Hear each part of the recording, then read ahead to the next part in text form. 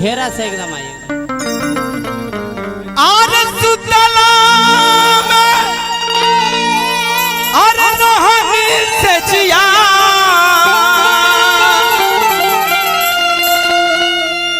अरे आचा के में अरे जिया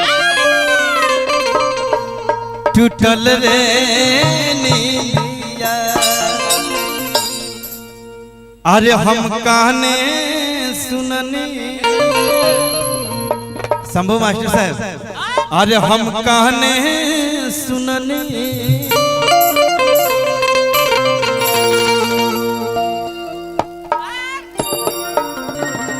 देखिए हमारे बीच दहियाड़ के निवासी हमारे राधे श्याम जी सिंह जी की तरफ से बहुत बहुत आशीर्वाद है।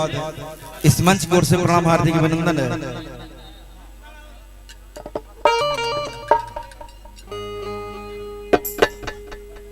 बाबू भैया कैसा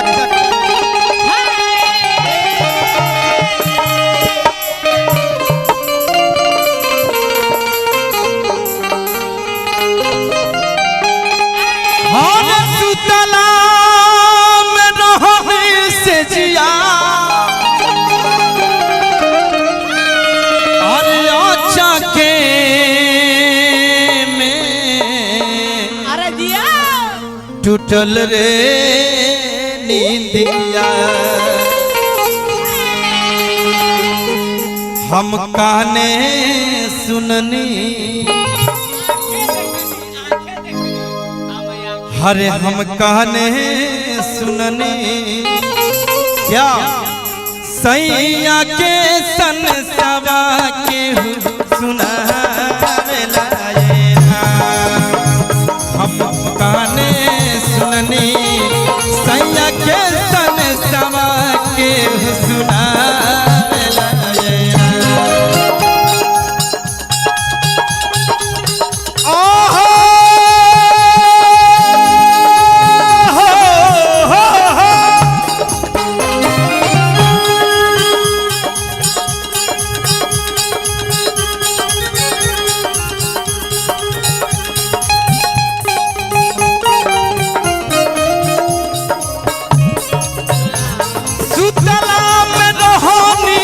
जिया के में टूटल निंदिया।